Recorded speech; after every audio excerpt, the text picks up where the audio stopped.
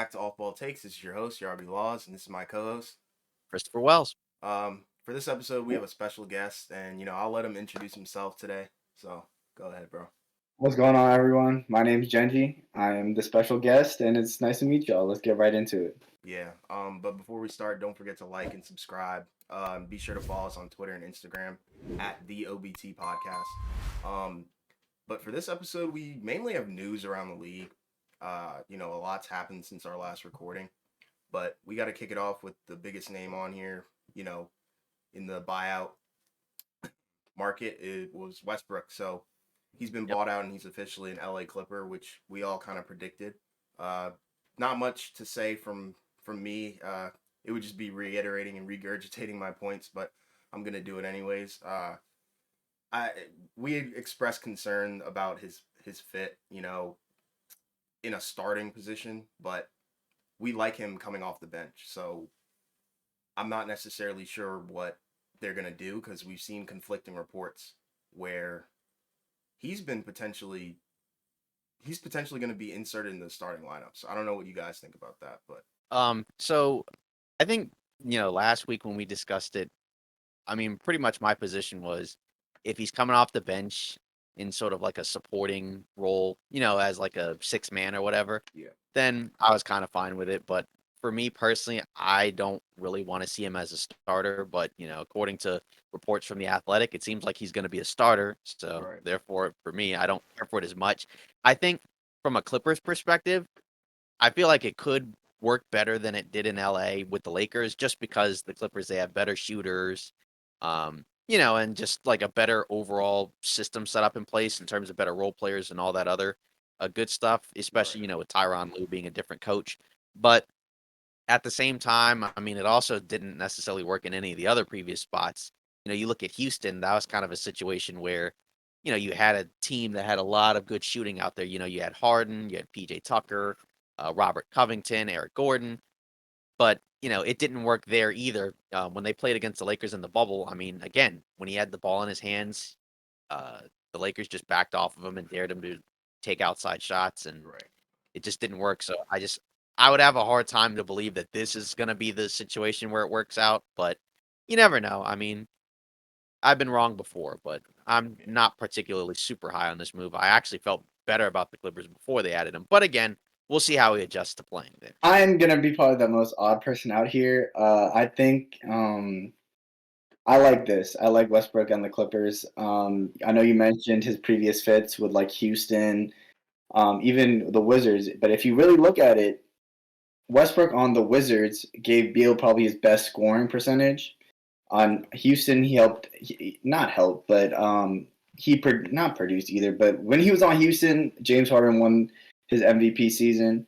Um, I think the Clippers will exceed with Westbrook. I don't know about starting, like everyone's saying, but he's definitely going to give them that boost.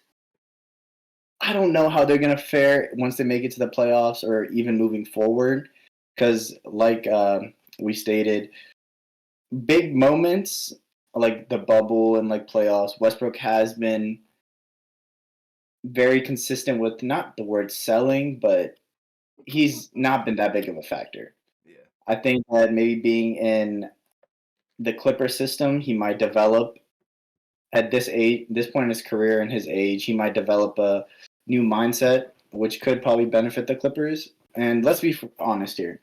What is the biggest downgrade from Reggie Jackson? Not a lot. Okay, Reggie could shoot from here and there, but playmaking wise, Westbrook is better than Reggie, in my opinion. facts. Not much slander. It's not that big of a drop off, but I think the Clippers are going to be pretty solid with Westbrook. Once again, I don't know about starting. If starting, he's going to need a really, really big boost of confidence and morale from his teammates and from the fans. Right, Because we saw him start in LA for the Lakers. That was terrible. right, Terrible. Coming off the bench, though, he almost averaged a triple double. He was having some great games. And I think having players like Kawhi and Paul George surrounded with your Norman Powell and your Eric Gordon from here and there, is definitely going to give them a boost. So I hope to see it. The only issue I have is Westbrook does like to play a lot with the center and the PNR and the oops. And Zubac he's not no Anthony Davis. So it's gonna be a little challenging, but I think they get it done. Yeah, you made some good points. Yeah. I know. I have And good takes, unlike some people. yeah, but I definitely agree. I do think he's, in some ways an upgrade in at some areas of the game over Reggie Jackson. Definitely as a passer. Um, Obviously he can still get to the basket and finish downhill, but it's not in as efficient of a way as it was earlier in his career. And Right. obviously that's going to happen with age and decline and all that other good stuff. But at the same time, I don't know. It's just like when you've been on multiple teams for the last several years, I just have a hard time thinking that this situation is going to work. And I understand that like has a good relationship with, Paul George and Kawhi, but also reportedly he had a great relationship with LeBron and AD, and that didn't necessarily work out. So, Harden with too. yeah, and with Harden too, exactly. So it's just I don't know. Like I said, for me personally, it could work, but I would probably lean towards no. But at the very least, I think for the regular season, it'll probably at least help the Clippers stabilize a little bit. Because again, he can pass. He's a good setup guy. He worked great with AD and LeBron when they were playing off the ball. But then it's like you still have to take the ball out of Kawhi and Paul George's hands. Right. And how much do you necessarily trust Westbrook with the ball in his hands over those two guys? Even though, again, late in games, sometimes with the Clippers there can sometimes be some issues because they tend to go one-on-one a lot and take some difficult shots, Yep. but still, it's gonna be interesting to see how this continues to work. And it was just kinda also interesting how, Westbrook and AD were both kinda asked about this situation, and, AD was like, "I can't really tell you how it's gonna work, I haven't seen it yet, you're gonna have to watch." And Right. then, with Westbrook, he was like, well, it's nice to be with a team, that believes in me and has a lot of confidence." So it's just kinda interesting how that situation ultimately fell apart. Again, I still think they can still be friends off the court aside Yeah. from basketball, but, it's pretty clear that that fit ended pretty horribly, Yeah. He's in the especially position when to succeed. So yeah, Before we exactly. move on, I have a question for our Laker fan here. Sure. So let's say hypothetically the Lakers don't make the playoffs, right? Or even the play-in. Right. Um, and you see Westbrook on the Clippers and they cruise into the playoffs. How is that going to make you feel as a Lakers fan? oh, Well, personally for me, I'm gonna be honest. I actually really didn't have any issues with Westbrook before he came to LA. I was actually a big Westbrook fan. Okay. So for me, I do at times kind of, want to see him succeed in certain areas. Obviously not for the Clippers. But at the same time, it's just kinda like it would be a disappointment, but at the same time, like, for the Clippers, they didn't really give up anything to get him, they're just giving him a Yeah. minimum contract. It's not like they had to trade for him when he's making 40 something $1,000,000. So, I mean, it would definitely kinda suck, but at the same time, it's like, what can you really do? Because ultimately, if it works, right, then that just means that they had, in my opinion, a better infrastructure, like, in terms of the role players, and the coaching style and all that other good stuff. But I don't know. Like I said, for me, I would kind of feel indifferent because there's nothing I can really do about it. right. Okay. I respect that. Yeah. Um. So I guess moving on into the next line of player buyout signings, Patrick Beverly going to the Chicago Bulls. Obviously, we know at the trade deadline he playing for the Lakers, got traded to Orlando in that Mo Bamba deal and got bought out. This was kind of a surprising signing to me. I know he's from Chicago, Right. so I know there's a lot of historical and family ties there. But I kind of thought he was going to end up going to a contender. Um, Before Denver got Reggie Jackson, I thought maybe he might go to Denver. Um, Maybe he might go to like a Golden State or somebody like that, even though obviously Gary Payton's there. But the Bulls one, that's kind of surprising to me. But as we're going to talk about a little bit later in the podcast, you can also look at it as, some Lonzo Ball insurance. So I guess from that perspective, it's going to be interesting. Obviously, he's a completely different type of point guard, right? He's much smaller, more of like a 3-and-D point guard than, and doesn't provide the same level of playmaking that Lonzo provides. But obviously, Woj reported that he's also there to bring some ferocity into the locker room. So, I'm curious to see how that goes. But, also with the Bulls, it's like, where can you really go from here? Because, they're a play-in team right now, and they're probably not going to climb much higher than that. So to me, this signing feels kind of pointless. But again, I also understand adding a veteran in the locker room. Yeah, I mean, I kind of like it because, like you said, it adds ferocity to the locker room. And I really think the Bulls are in such a weird position where they kind of need any help they can get because, they've been a very below average team. And, we talked about it. I think it was on the last episode. They're just stuck in a rut, literally. Everything can go wrong with you, like went wrong with this team. Like they're in a sticky situation, and Lonzo doesn't help the situation with his current status. But you know, like you said, it's Lonzo insurance pretty much. He's a good two-way guard. Not too good on offense, so I'd probably correct that and say he's more of a defensive guard. But I like the fit. I think it'll help them. I'm not sure how long he's going to be there or the longevity of this, but for as long as he's there, I think it's a good move and good help. Ah, ah, Patrick Beverly. I don't disagree with any of the things you guys said so far, but the only thing I do agree with is right now it's Lonzo Ball, kind of like protection, and it's good to have a backup guard, but I feel like I don't know if Patrick Beverly is starting. I don't know if he's on the bench, but I think Dosumu is not the best caliber point guard, but he's definitely had flashes of greatness. And I think if they develop him a little further, I think Pat Bev just being a little veteran experience there will, at the point guard position at least, will help out. But I don't think that's what's going to get the Bulls out that rut. I'm not going to lie to you. No leadership or veteran experience will help them there. It's kind of like they got to have a talk with themselves, honestly, because I get it. DeMar's been injured here and there, but even without injury, last season DeMar was averaging almost like 25 points a game. And while he's kept that form up, he's taking way more shots, and he has a really bad field goal percentage this season, and he's barely hitting that 20 point mark. And same thing, I think the trade talks before and the locker room issues with Zach LaVine really brought his mentality down a little bit. He just switched from a slashing kind of playmaker and getting to the rim and getting to a spot to more just I'm a spot up three. I'm gonna shoot a deep three ball. He is good at the three ball. He's nasty, but we all know his best talents is getting into that mid range, getting to the bucket. Yeah. So I think they need to work on rebuilding around that. Yeah, they have some guard potential too. I mean, I don't know if Kobe White plays the one or the two, but he's pretty decent. So I Kobe mean, White plays the one, but okay, that's what I he thought. comes off the bench. Yeah. So I mean, they have some bright spots at guard, but we'll see where it goes. Yeah.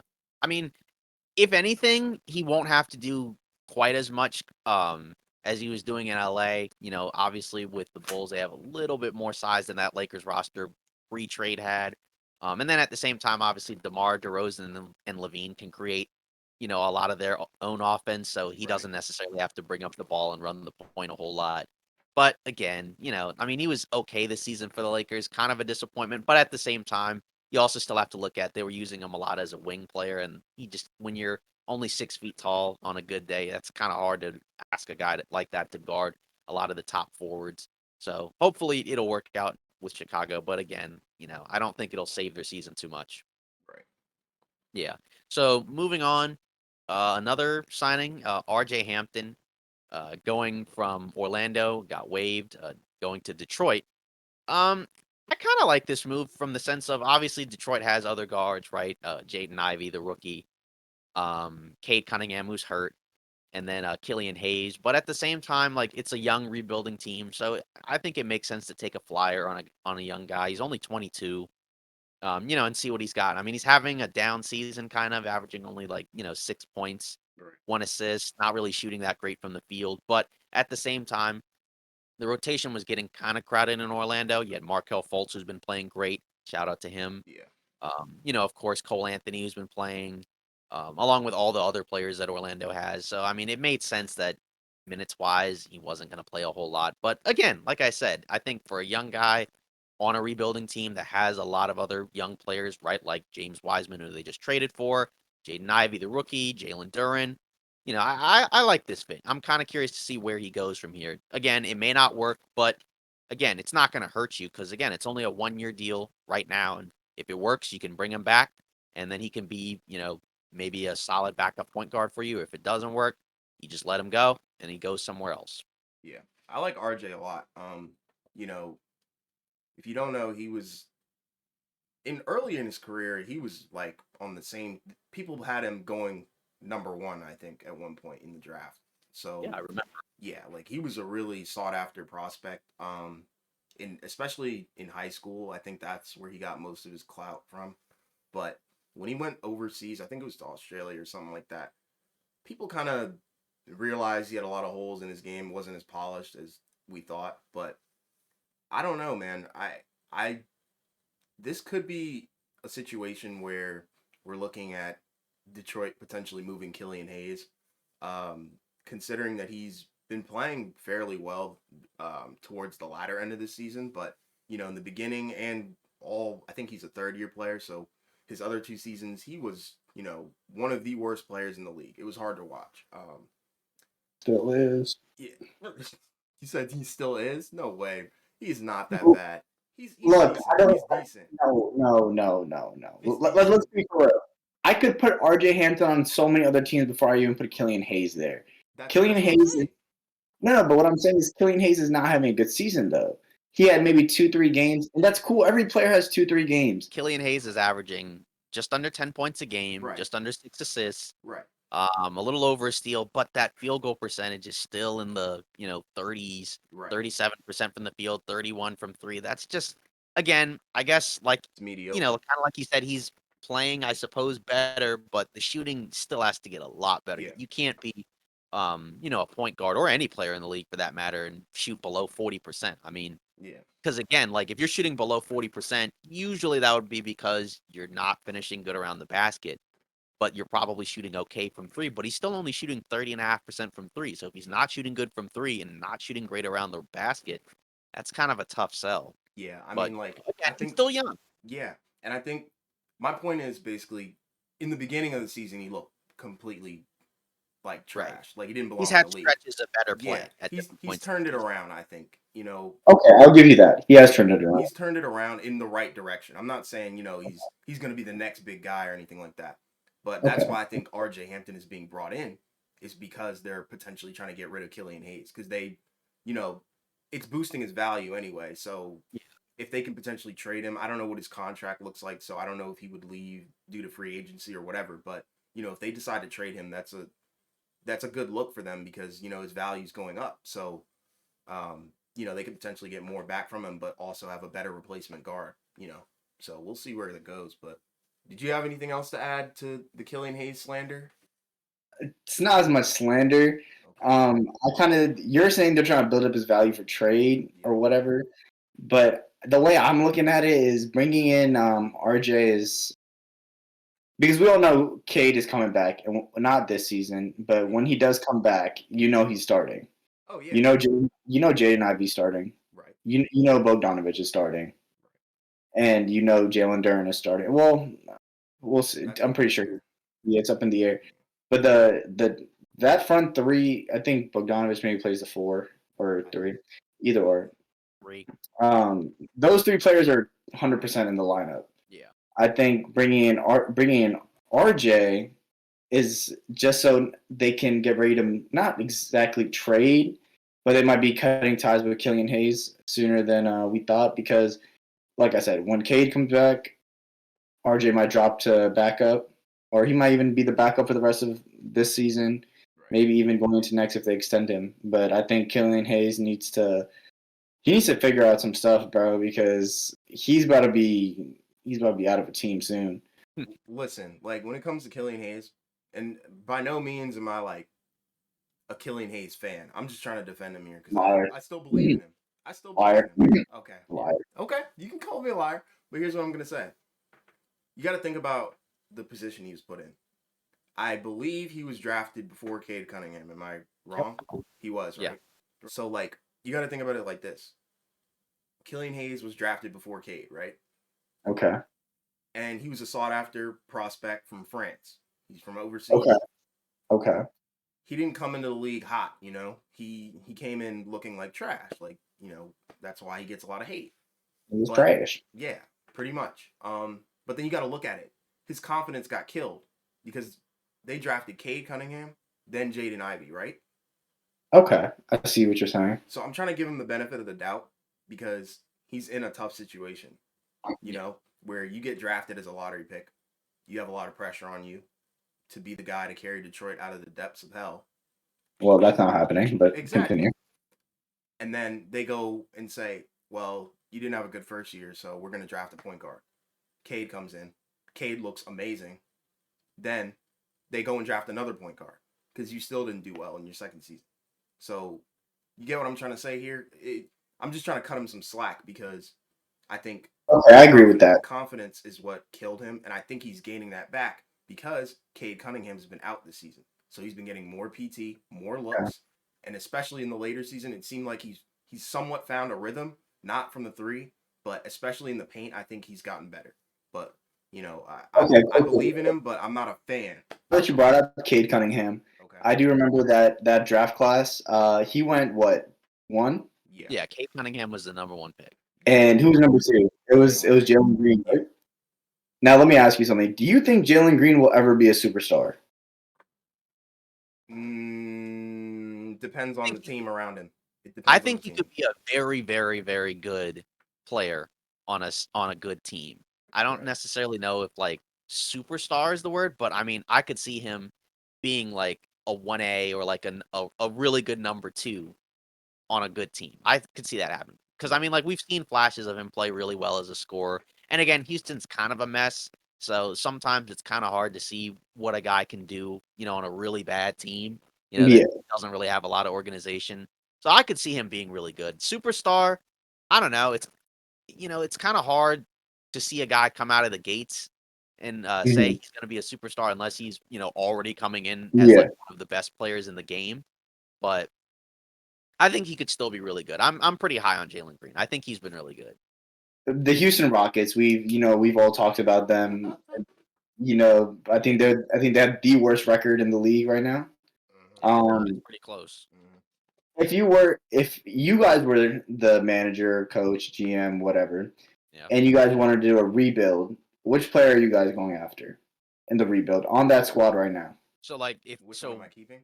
Oh, which one are we keeping, or like if it's free agency, are we adding? No. Which one are you keeping right now to build around? Are you picking KPJ? Are you going Jalen Green? Or are you going the guy that I'm thinking about? I would say either Jalen Green or Şengün. I would want to keep both of those guys because I think with Kevin Porter Jr., I don't necessarily think he's a point guard. I think he's a good scorer, but I don't necessarily think you can have him starting as a point guard, looking to kind of be sort of a combo guard playing next to Jalen Green.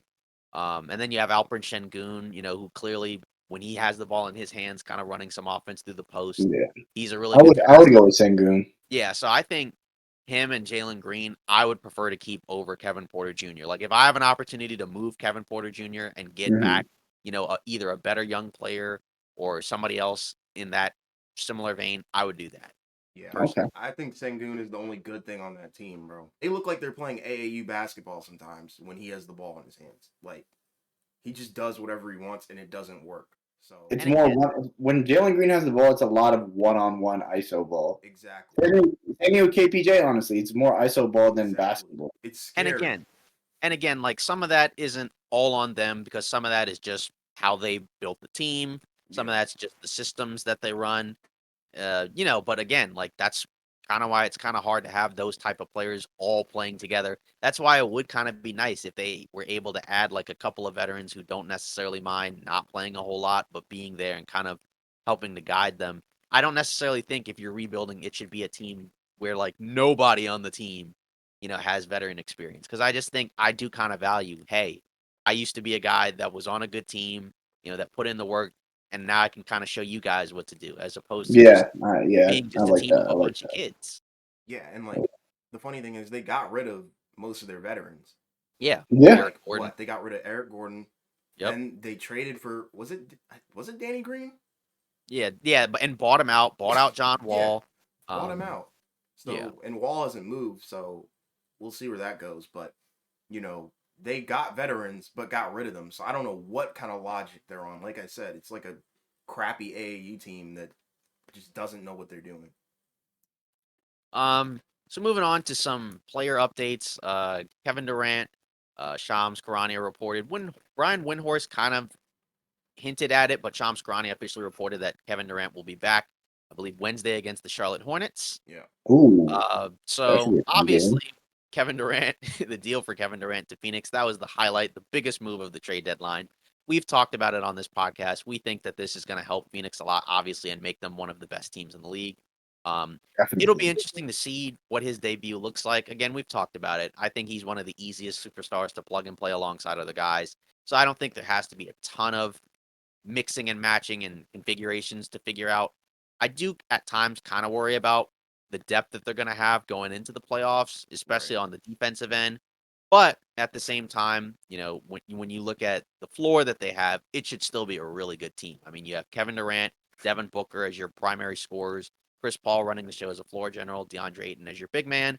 And again, getting Kevin Durant also helps kind of slot everybody into easier roles because now Devin Booker, instead of being the primary one-on-one go-to guy, now he has another guy in Kevin Durant that he can play alongside. So let's say last year, right, when the Suns and the Mavs played against each other, right? Now Kevin Durant can kind of be the answer against Luka Doncic, and then Devin Booker can be the secondary guy against, say, like a Kyrie, as opposed to Devin Booker having to outplay Luka Doncic in a 7-game series. And again, Devin Booker is awesome; he's a fantastic player, but it's It's gonna be Luca. it's a tough task to ask him to outplay Luka Doncic for 7 games. Right. Yeah. But now he doesn't have to do that. Same with Chris Paul. You don't have to rely on him to be as much of a scorer now like he had been, the last couple of seasons. Now he can kind of go back to a more natural role for him as a floor general where, yeah, he can have some big scoring nights, but, at the end of the day, he's running the show. And then again, with DeAndre Ayton, there shouldn't be as much pressure on him. Right now, he can kind of, have a lot more cleanup possessions as opposed Yeah. to, having to be forced to kind of run plays through him where there's times where it doesn't feel like he's super comfortable doing that. But again, we need to see more aggression out of him. Yeah. I'm curious to see where their point differentials go. Like, Yeah. I want to see them winning games when he's back. If they're not winning games, then I'm gonna be scared because Right. the general consensus is championship or bust with this lineup. So Yeah. And I agree. Oh yeah.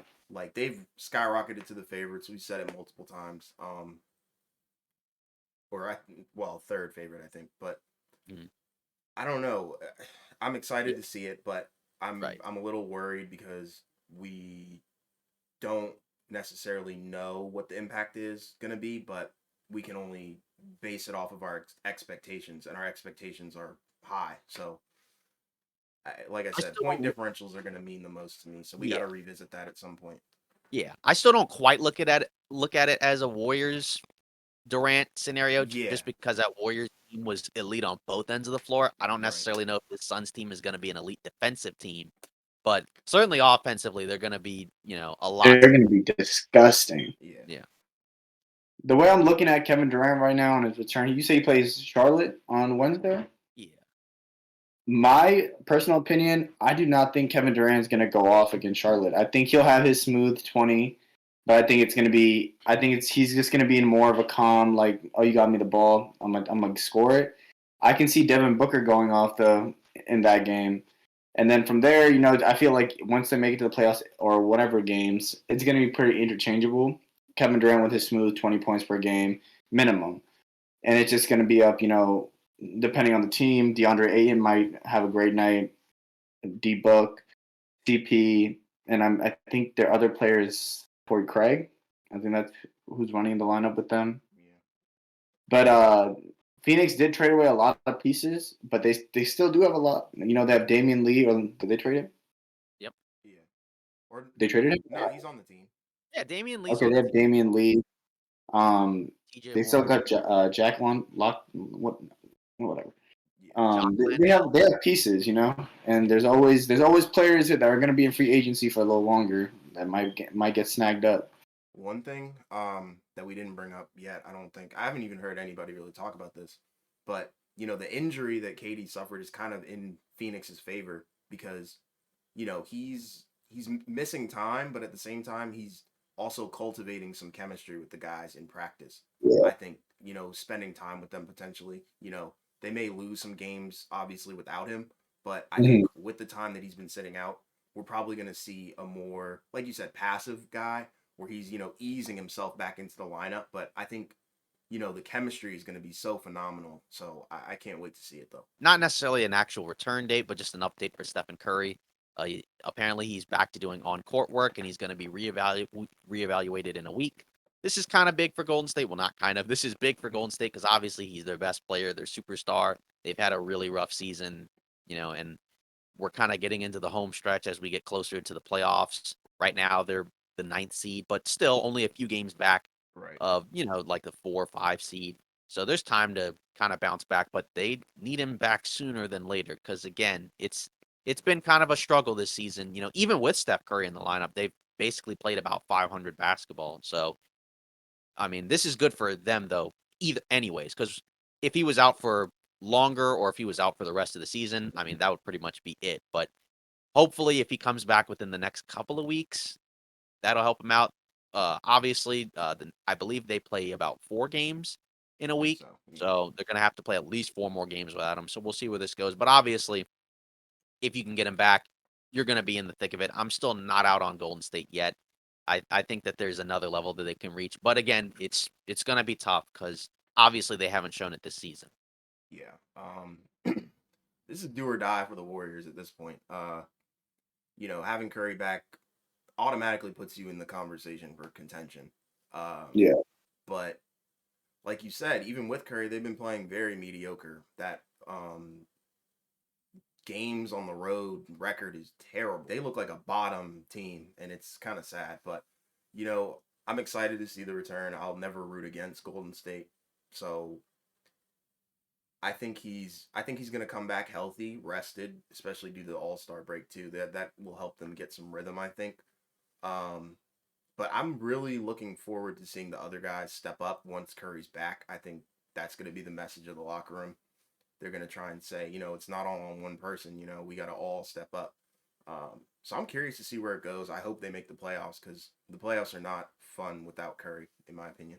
If they can just figure it out and get to that play-in spot, I think that they still have a chance. I still wouldn't necessarily pick them to win the No, title, but I think that they're probably the team in the Western Conference at the bottom towards the play-in, where if you're at the top, you'd be kind of terrified to play them. Like if I'm, Denver or Memphis, I would be kind of nervous playing them in the first round.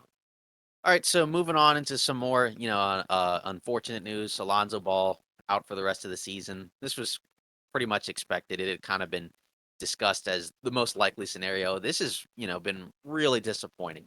90 games played in the last 3 seasons for him. Former number 2 pick. When he first came to Chicago, he was playing really well. Some of the best basketball in his career. Obviously in LA and New Orleans, his efficiency was pretty low, right? 30s from the field, and not great from three. Defense was kind of there, but still. But as he kind of grew, he got better every year, and I think you have to give him credit for Yeah, that. I respect that. But it's just kind of unfortunate where he's now at a point where now he's actually a really good player, but now he can't stay on the floor. And we kind of talked about this in our last podcast where, could you just break up Chicago? But then with Lonzo, I don't think anybody would take on that contract. So, if you're Chicago, it might just be a sunk cost where you're just kind of stuck with him at this point. Hopefully he can turn his health around. But again, he's had 2 surgeries on the same knee. And he still is not at a point where he can really walk or run on the court. That's kind of concerning. I'd be really worried if I'm Chicago. I mean, I'm sure they're already past the point of worrying, but still. yeah, it's been a rough ride for Lonzo. And I before you even said it, I forgot he was even on the Pelicans. That's how uneventful his Pelicans years were. But there was a lot of hype for him, and he was like you said, he was just coming into his own basically. So again, more unfortunate news, and prayers on it. That's all I can really say, and I hope he gets better. And he really was balling his first year with Chicago, and I He was. enjoyed it. I was loving it. Mhm. Lonzo's like he's been my guy, man. Like I love watching him play. That passing IQ, that passing style, is phenomenal. His defense, like you said, grew each year, but it was spectacular. And honestly, it sucks, man. His first season in Chicago, they looked amazing. Um, and right now, like if you think about it, if it was a healthy DeMar, Zach, Vucevic, Lonzo, and just someone inserted at the two, I would love watching that team play every night. Um, I think the main goal for Chicago should be. I don't think they should give up on him just yet. One, because that contract is too massive to even think about, and two, there's a lot of point guards in the league. Like we talked about Killian Hayes, talked about R.J. Hampton, John Wall, Westbrook, Reggie Jackson. We talked about all these point guards, but in reality, Lonzo Ball, when healthy, is a top point guard for like among that group right there at least. Okay, I was waiting for you to fix that. Watch yourself. He's I an think the above-average point guard. only player that like I would even like consider like him to even match up with a little bit is Westbrook, but like not the shooting. Lonzo is better. He really Um, turned that around. Yeah, yeah, he turned that around. Shooting better, defense is. defense. I think defense is better, and passing is they're similar, but I like watching Lonzo play a little more. So hopefully they stay with him and they get him back. Honestly. Moving on into some coaching news. So Jock Vaughn got a multi-year extension from the Nets. I think this is the right move. Obviously, with Brooklyn, they had Steve Nash to start the year with Durant, with Kyrie, with Simmons. It wasn't working. They started off really poorly, and then they fired Nash, brought in Jock Vaughn, and he did a really good job of turning that Brooklyn Nets team around. We've talked about it at multiple points in this in previous podcasts, but just obviously the chemistry that he had with Durant and Kyrie with those stars, being able to get things out of some of the other role players, right? Like Seth Curry, Joe Harris, Nick Claxton, and just overall, just kind of a commanding presence in the locker room. Just it seems like they just respected him more. Yeah. I think this is a really good move. Obviously, his roster has been completely turned upside down with Durant and Kyrie heading out, bringing in guys like Mikal Bridges, Cam Johnson, Spencer Dinwiddie, Dorian Finney-Smith. I think that this team still has enough talent to hang around as a playoff team. And I think, again, I think Jacques Vaughn is a solid coach. Um, so I think this makes a lot of sense personally. I have no issues with this whatsoever. Yeah, and I think it was I don't know when it was, but we talked about coaching on one of our podcast episodes, but I brought up adversity with Missoula, Joe Missoula, and I think he's in the same boat as Jacques Vaughn. Like, they they've been on roller coaster rides in their coaching years, and with the Kyrie drama, Simmons not doing really anything on the court.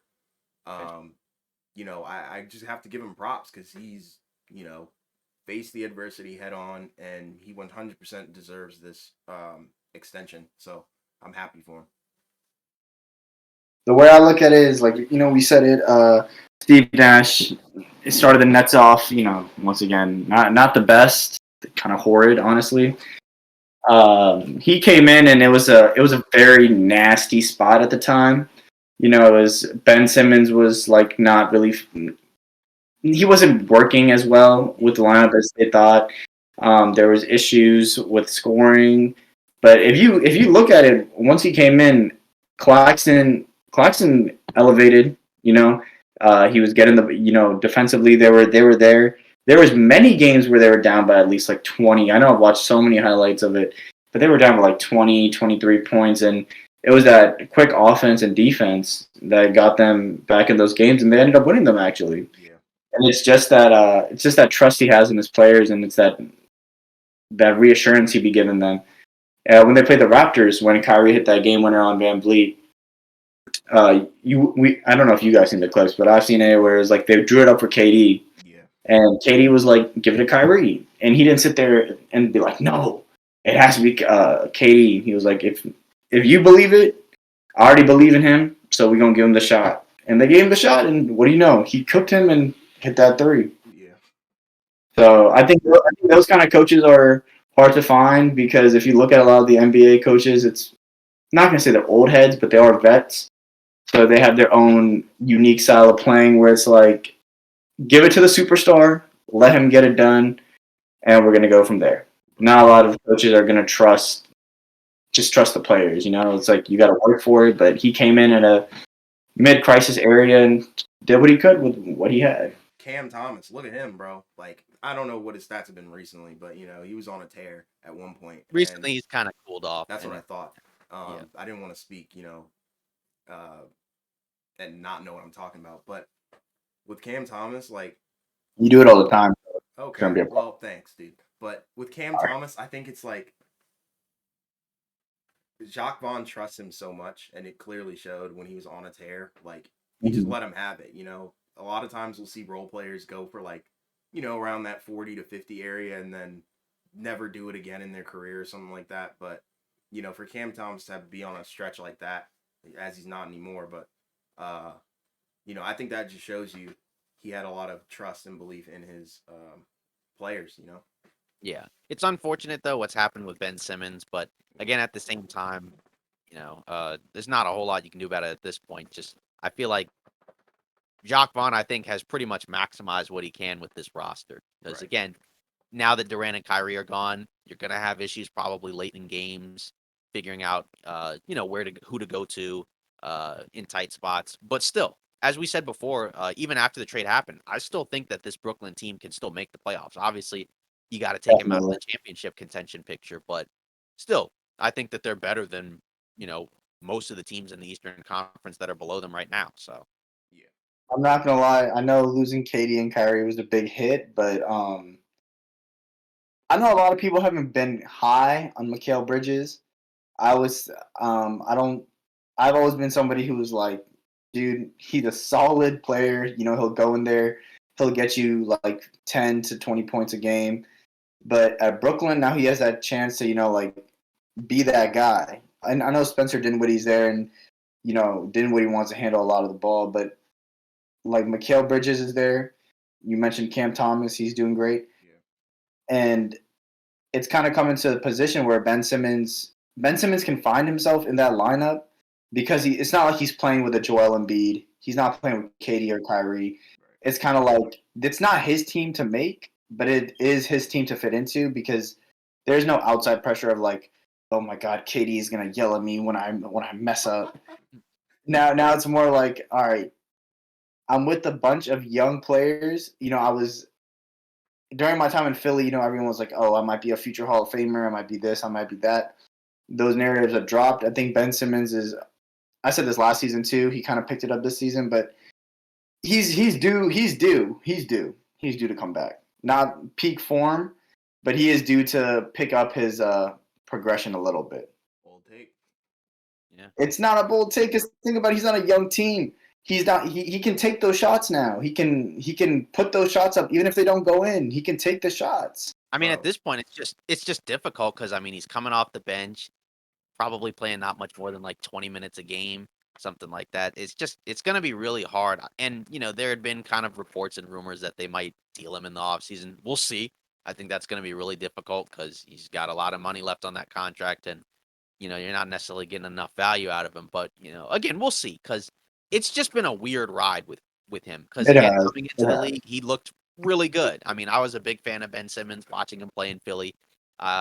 Obviously he never worked on his perimeter game, but I did think he made strides as a defender, right? Getting into a Oh, defensive oh, player of the oh year, yeah. all NBA defense type of guy. But it's just unfortunate. And it's just kind of weird because again, you know, I I feel like we all have enjoyed watching him at different points, but Yeah. it's hard to watch him now. I mean, just to see him out there, he just looks like he has no confidence. And we've talked about it a lot, and I don't really want to talk about it again too much. But Yeah. yeah, it's going to be interesting to see what happens once his contract is up. I'm curious as to where he goes afterwards, if he even goes anywhere.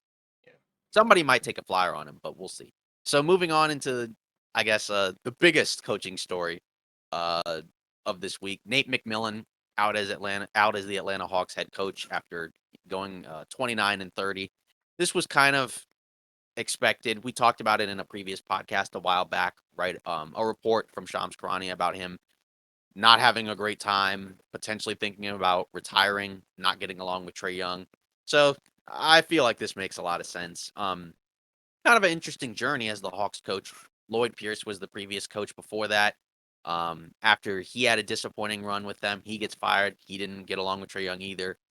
They hire Nate McMillan. They go 27-11 with him. Then they make the Eastern Conference Finals, which now kind of feels sort of like a fluky run at this point, I think. Last season they go 43-39, kind of a disappointment, go out in the first round of the Heat, and then here we are at 29-30.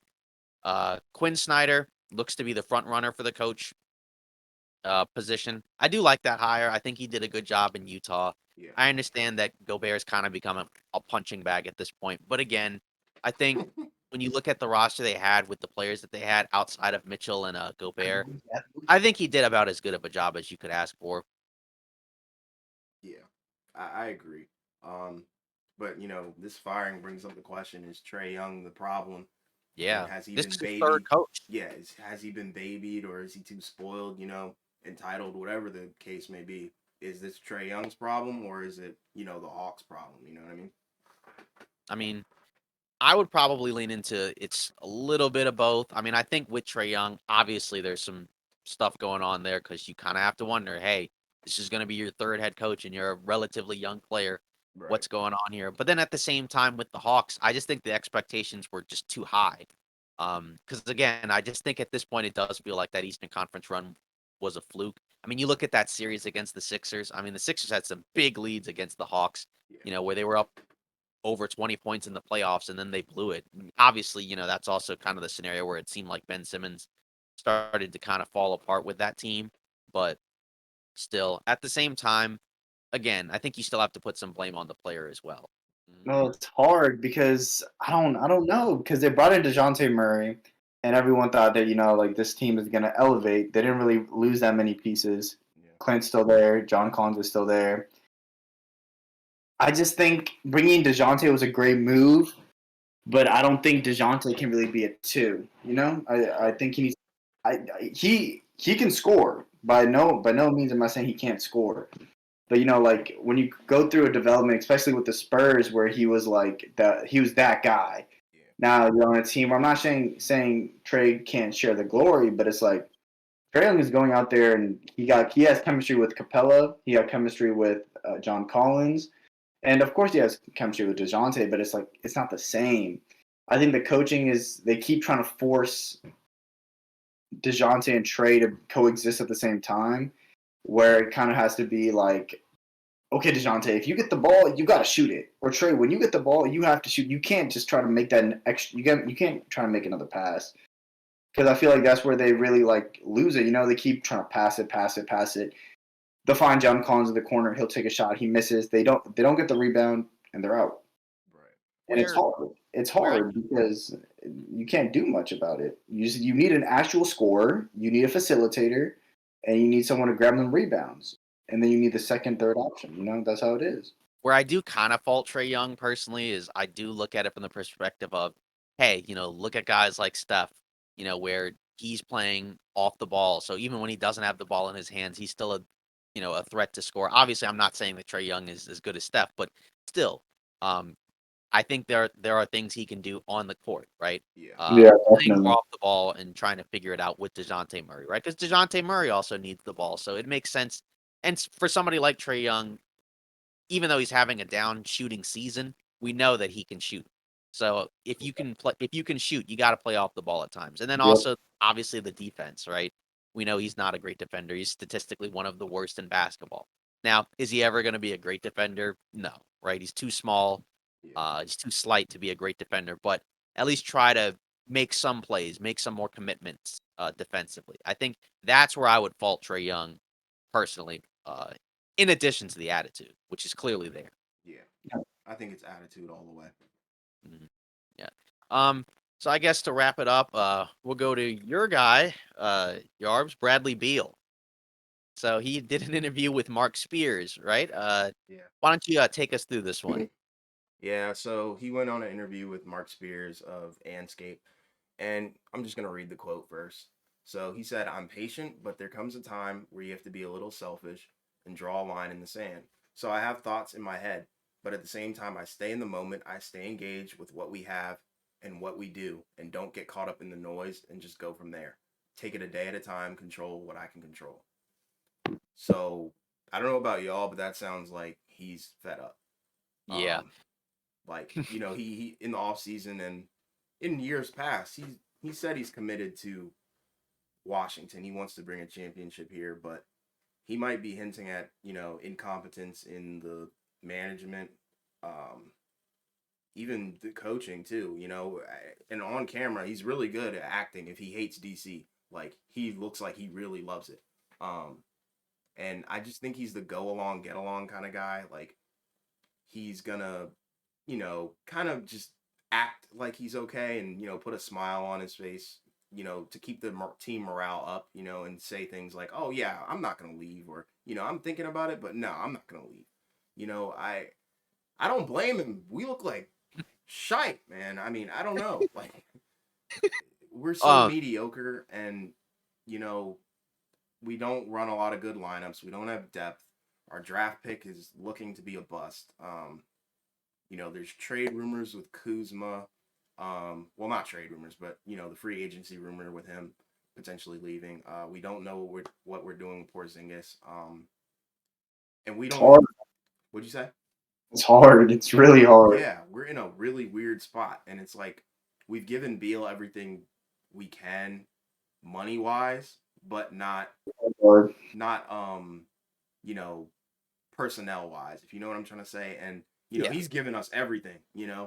Um, never had a bad season in my opinion. There were times where he really developed and came a long way because he used to be a spot up for Wall. That's about it. And then now he's become one of our primary ball handlers. Definitely, probably our primary scorer.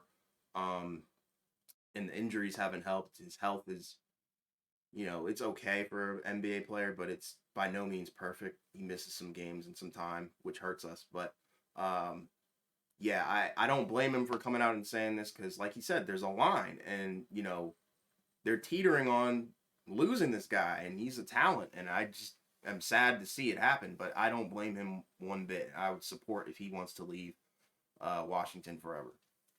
Yeah, I mean, we talked about it in our previous podcast. That was one of our questions, whether or not like it made sense for DC or the Wizards to kind of build through the draft or build through free agency. And obviously, with free agency, that's pretty much non-existent at this point. They're way over the cap, so they don't really have a whole lot of flexibility to sign guys. People just don't seem like they usually want to come to DC to play anyways.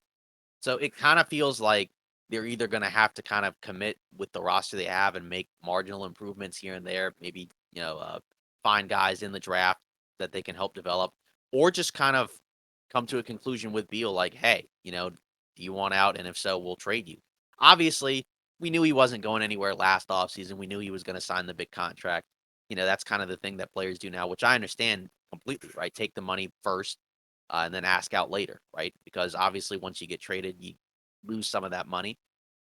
But he also has a no trade clause, which is kind of interesting Right. because it's been a while since another player's had that, so he can kind of control where he goes. I mean, obviously with Durant, he wanted to go to Phoenix, and they did right by him and sent him where he wanted to Yeah. go.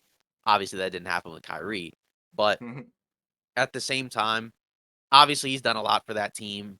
But I feel like with the Wizards, it's gonna be really hard to build because again, what are you building towards? I don't think this roster is good enough to win a title. If your goal is to just get to the play-in, I mean that's a lot of money to invest in a roster that's just a play-in roster. So it does feel like at some point we're gonna get towards the end of this Beal DC saga.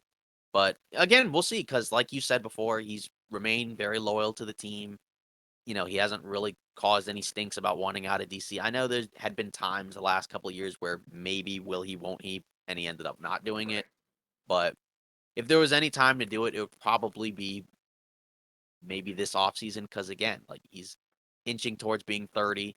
He's getting paid a lot of money. But then at the same time, our teams now as interested in trading for him now because that contract also is an issue. Yeah. Similar to the Westbrook deal when he went to the Lakers. When you trade for a guy that makes that much money, you got to gut a lot of your roster in order to make it work. And that's fine if you're doing it for Kevin Durant, or another top 5 player. But say for Bradley Beal, who's not quite a top 5 player, a top 10 player, that's a little bit harder of an ask for a team to do. So we'll see where this goes. But I like Bradley Beal a lot. I'd like to see him on a team that has a chance to contend. Is it DC? Probably not, but we'll see. Bring back John Wall. Thank you. Join the rally, bro. Join it. Please. Like, Yeah. I don't get it. Like, I get it. There's a little bit bad blood in between, like, the player and the That's what I was coaches. thinking. But, like, come on. Monte Morris is not terrible, but, like, No command. bro, No what? command of the offense. No. And the biggest issue is, like, Porzingis is not an issue. No. Kuzma has up and down, but if he has solid coaching and health and direction, bro, Kuzma is one of the best wing players in the league. Like everyone wants Kuzma. And now Beal, we've seen it. He can score. Yeah. So I just checked off Kuzma, Porzingis, Beal. That's 3. Right. Now we're just lacking 2 positions. Get rid of Monte Morris. Like, look, I'm sorry. Kendrick Nunn played like shite at the Lakers. The thing is, he's came to Washington and he hasn't been that bad. Because realistically, he's not been amazing. Right. Not been too bad. But there's a lot of players, like, I hate to say his name because I always bring him up. Denny Avdia, Corey Kispert. Like, I get it, you guys are going to sacrifice, like, a lot of depth here, but, like, you guys gotta get them out. Like, the flash, like, Denny Avdia has flashes. He has flashes, but, like, how long are you going to develop someone before you destroy the whole team, Yeah. And I think with Avdia, his issue was I think he was playing in Israel. He's good defensively. It's just his shot is kind of, up and down. Yeah, but like in Israel, he played damn near the point guard position. And we haven't seen him necessarily, do that in Washington. Because he sucks. He does not suck. Denny Avdia is great, bro. But, I just don't like the role that they have him in with this. I didn't know we were just lying to each other today. I don't know if I,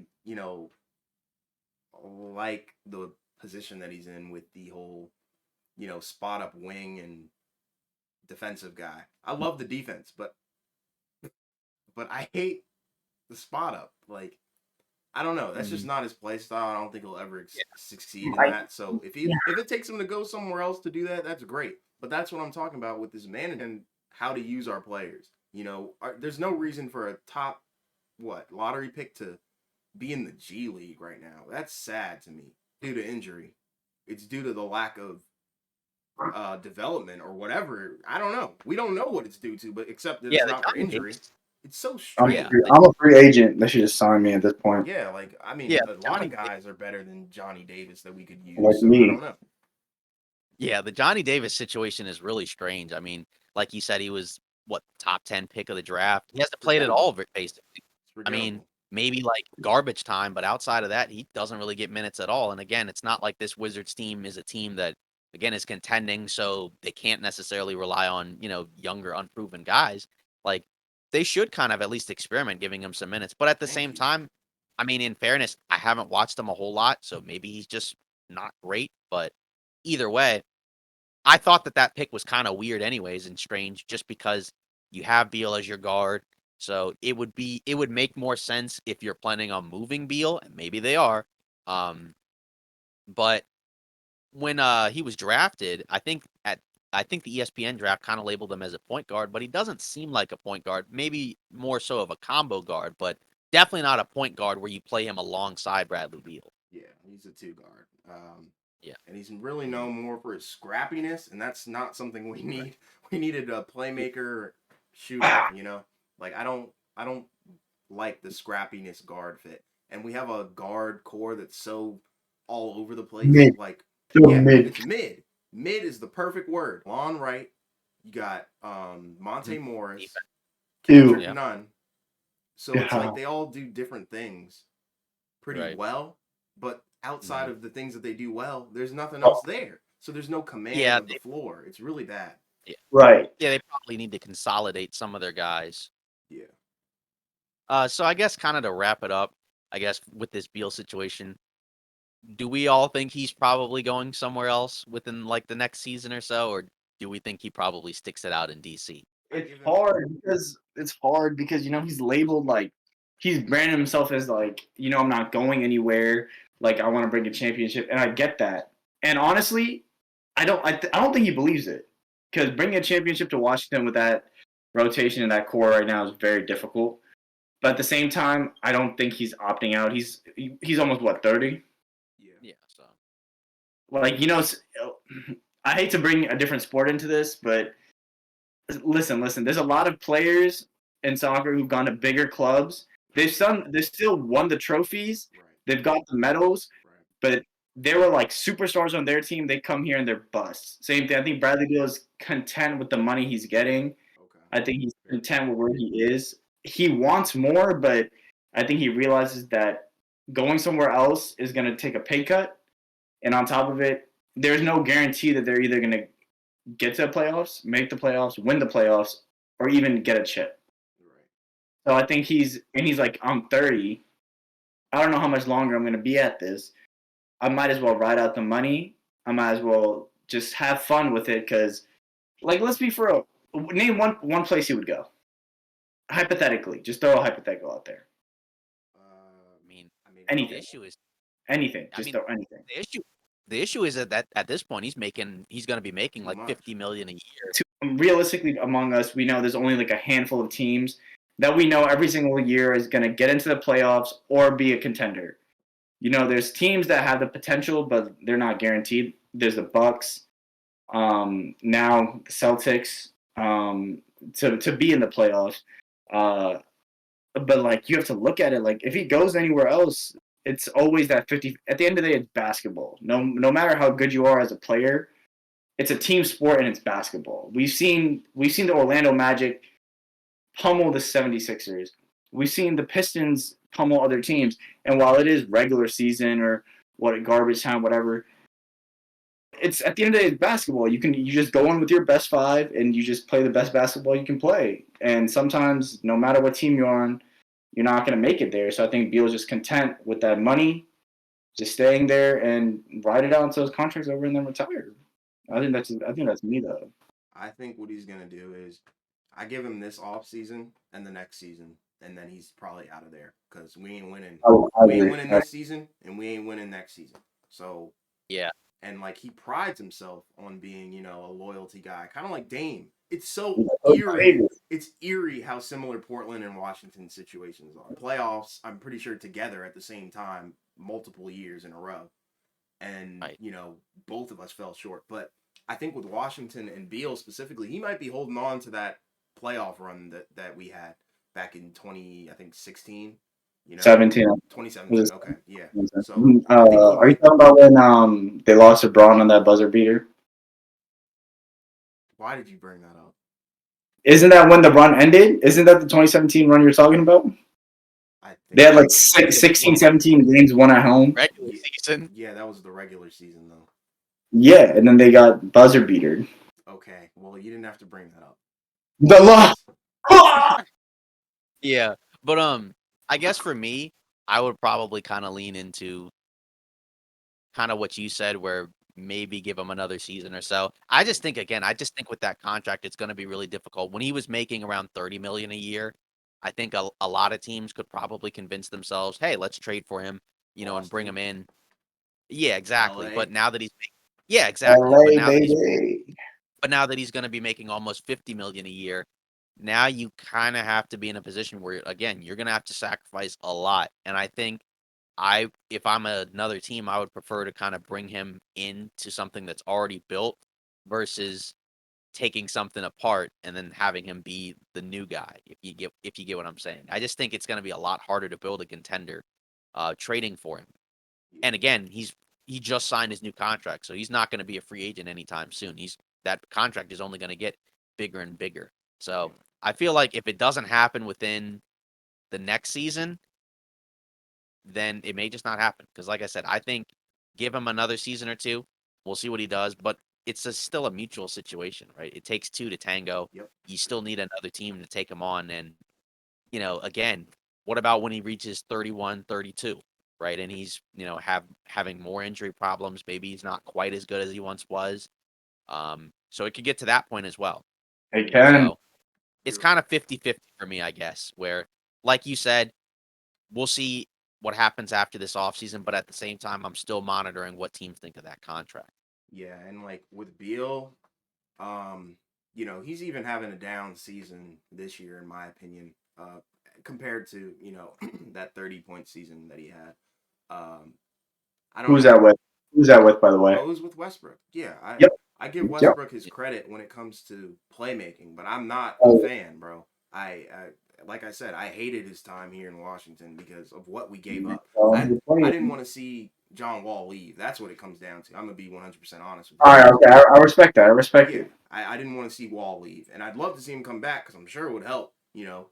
Give us Somewhat. something, man, because the point guard room is god awful for the fifth time. I on will this say podcast. though, in fairness, it's gonna be harder to average 30 a game now that he's got Porzingis, now Right. that he's got Kuz, who's gonna be got help. taking some shots.